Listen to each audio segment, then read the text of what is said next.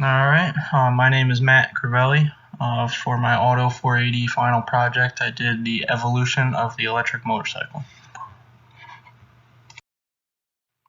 Uh, so I basically did a pretty large overview of the entire electric motorcycle from the earliest stages all the way up to where it's at currently.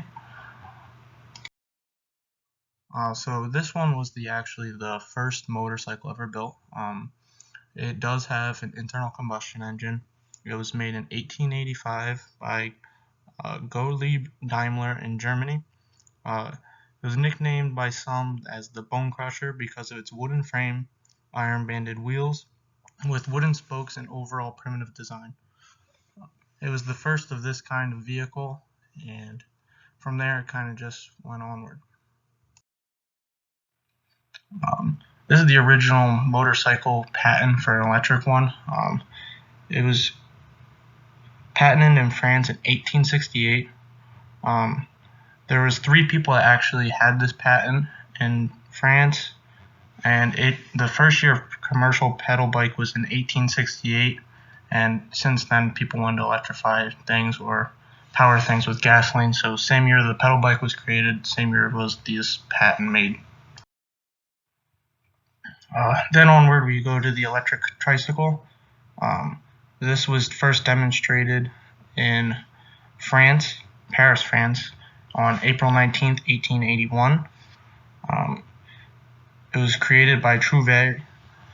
He used a Starley eccentric tricycle chassis and attached rechargeable batteries of his own design with an electric motor. His assistant drove the first electric vehicle in the world before an appreciative crowd. After he made this tricycle, he actually went onward to create his electric motor to power sewing machines, drills, and outboard motors used in boats. Alright, and then in the October issue of 1911, this motorcycle, the electric motorcycle, was advertised as a 3-speed, 35-mile-an-hour top speed, 75 to 100-mile range motorcycle. It was advertised as quiet compared to the gasoline motorcycle. Alright, the Ransom, Sims, and Jeffries Company, they were large-scale production companies of just any kind of vehicle, mostly commercial kinds of things. They did make some electric types of vehicles. An article I found is in 1919 they constructed a battery-powered sidecar outfitted with batteries fitted underneath the seat of a rudimentary sidecar body upon which the passenger sat. This motorcycle appeared to be conventional, but the control box for the motor was fastened into the space normally where a fuel tank would have been placed. This bike never saw actual production, it was only a prototype. Next we go to the Crivelli. This is an Australian-made electric motorcycle. It was created during the fuel rationing times of World War II. Approximately 400 units were made. The occupying army of Germany wanted them for ground transportation, but the contract never went through. And eventually, after World War II, this chassis was altered to a 123cc 2-stroke engine configuration, and that was the only electric model they produced. Now going onward, we jump a little bit in time here. This is Mike Corbin, and he ended up working with the Corbin Gendry Incorporated. He's known actually as one of the godfathers now of the electric motorcycle. And the picture on the right was one of his early kind of like prototype designs he made. And then on the left is the XLP1. That was his main production all-electric motorcycle. Alright, so that vehicle on the left is the Sparrow. It was a small 3-wheeled electric vehicle that could be used for local commutes. And then the vehicle on the right, again, is the XLP1. This bike could be registered on public roads, had a top speed of 30 miles per hour, and had a 30-mile range. Had a simple on-off switch with a connector as a speed control. This was the first motorcycle to successfully make the ascent up Mount Washington. Only 1 year later, after he made that ascent up Mount Washington, the Mount Washington Alternative Vehicle Regatta was created.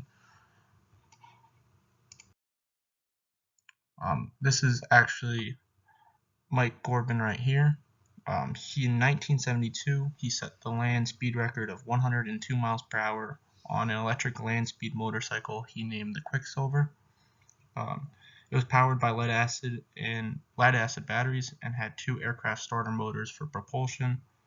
Then only 2 years later, he retrofitted the old lead acid batteries for silver zinc batteries and hit a speed of actually 165 miles per hour at Bonneville Salt Flats. Okay, so next we go on to the Peugeot Scoot Electric. It was first produced in 1992. It had a max speed of 31 miles per hour. It was in production for 10 years, and it used nickel cadmium batteries. Now we're going to move onward to the modern electric motorcycle. So this is Zero Motorcycles. They currently make 10 different models in their line. I'll just go quickly over just the different ones they have. The one on the top left and the bottom right, the one on the top left is the SRS and the bottom right is the FXS. They use the same motor and battery system. They just different kind of styling. Those are 124 mile per hour max speed, produce 140 foot-pounds of torque. They have an 80-minute charge time with level 2 charging, and both approximately weigh about 485 pounds and have 161 mile city range. And then the model on the top right, that is the FXS. It's a dual sport model. It has a top speed of 85 miles per hour, 50 mile city range, only has level 1 charging, which takes 4.5 hours. 251 pound curb weight, produces 78 pound-feet of torque. The FXS dual sport model costs about $9,200, and then the SRS and the FXS are right around 20 grand. Alright, so now we're going to move on to Harley-Davidson's Livewire. The electric motor they named and created was called the Revelation. It was an internal permanent magnet synchronous motor that uses liquid water jacket cooling. Has a claimed top speed of 110 miles per hour. It's 550 pounds. It's pretty expensive at $30,000. It's just under $30,000. It does have 4 different ride modes. Sport, rain, road, and range. All can be altered for the rider's personal preference. This is the only electric motorcycle I found that actually incorporated electric motor regenerative braking to aid with just the regular conventional style brakes. The other neat thing about this bike is like on any electric vehicle, when it's on drive mode, there's obviously no engine starting or any kind of indication noise wise of that the vehicle is actually ready to move. They incorporated this thing called the haptic pulse, and basically what it does is it kind of similar to like a vibration of how an engine moves, just so when the rider puts into drive mode, he knows that the vehicle is actually ready to go. This is the Damon Motorcycles Hypersport HS. It is currently not released, but pre-orders are being accepted and supposedly will be arriving in 2022.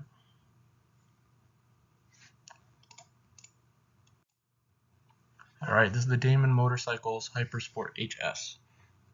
This vehicle currently is not in production. It can be pre-ordered and will arrive in 2022. This vehicle, their whole goal of it was 200. So 200 mile per hour top speed, 200 miles of range, and 200 horsepower. This vehicle actually also has 360-degree awareness to alert the driver for possible dangerous situations. It's a 0 to 60 time of 2.8 seconds. Alright, now I'm going to quickly just go through a couple models of electric versus gasoline powered motorcycles. So I'm going to compare the 21 Yamaha YZF R1 to the 21 0 SRS. Both are in the sport bike category. Alright, so here are the specs for both. I'm not going to read through. If you want to look, you can pause it and look through. I'm going to do that for all three. And then for the cruiser category, I did the Harley-Davidson Livewire compared to the Harley-Davidson Sportster 1200. I did the Sportster 1200 since it's the same brand and it's one of their most popular selling gasoline models.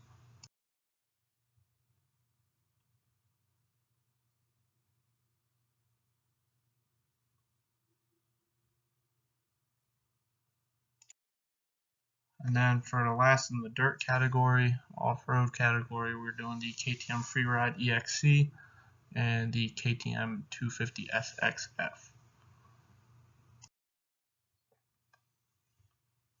The one note I wanted to make on the Freeride is there is a hot swappable battery. It only takes approximately like 5 minutes to swap batteries in the Freeride. It's a pretty easy process. So if this were to be used in a race application, just a quick pit stop and you could have a full recharge battery.